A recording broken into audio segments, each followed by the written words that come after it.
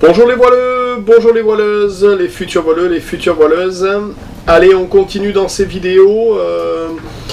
J'avais envie de vous faire une petite vidéo sur comment on réparait et comment on évitait aussi d'avoir de l'usure sur nos voiles lors des navigations autour du monde. Donc on va voir ça ensemble.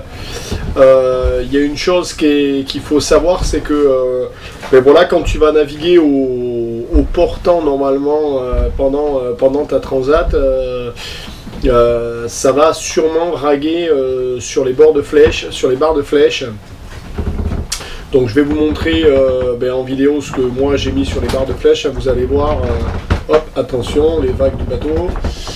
Vous allez voir, j'ai mis tout simplement ces espèces de frites que tu achètes dans les grands magasins, dans les magasins là, pour les piscines. J'ai mis ça tout simplement sur les barres de flèche. Et la deuxième chose que tu peux faire pour éviter que ta grand voile elle rague sur cette barre de flèche, c'est aussi jouer avec ton chariot de grand voile. C'est-à-dire que si tu as ton chariot de grand voile qui est centré et que ta grand voile est ouverte, le haut de ta voile, il est vraiment super ouvert parce qu'il n'y a pas de tension sur le bas de ta baume. Ta baume, elle est très remontée comme ça. Et donc, ta voile, elle est très ouverte sur le haut. Et là, elle touche sur les barres de flèche. Ce que tu peux faire, c'est descendre ton chariot et venir mettre de la tension sur ton chariot. Donc, en général, tu ne peux pas venir aussi ouvert que tu voudrais. Mais si tu viens pas mal, tu vas tirer sur ta baume. Ce qui va faire que ton bord de chute ici, il va se tendre davantage. Et normalement, tu peux réduire un petit peu le fait de raguer sur tes bords de flèche. Bon, ça, c'est une des premières des choses que tu peux faire. La deuxième chose que tu peux faire également, alors là, attends, je vais regarder, je l'ai quelque part juste derrière la caméra.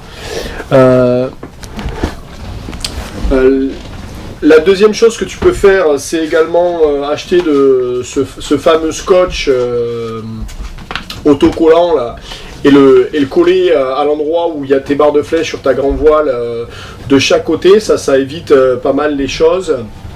Sachant que la plupart du temps, quand tu prends un riz, si ça raguera à un autre endroit. Donc ça marche que quand tu es grand voile complète. Donc ça, c'est les premières choses. Puis après, je vais vous montrer, on y va de suite, les différents ustensiles que moi j'utilise. Et puis surtout, je vais vous montrer le plus de chez Monsieur Balzen. Allez, on va de suite sur les ustensiles. Bon, une pomme à main, classique pour pouvoir pousser les aiguilles. Des aiguilles qui vont bien. Deux tailles de fil, du petit et du plus gros en fonction de où tu fais ta réparation. Du tissu à voile que j'ai récupéré, qui est pas mal.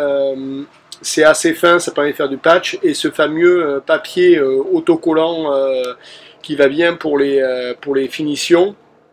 Donc voilà, ce tissu à voile, c'est assez fin, ça se plie, c'est sympa pour faire la réparation.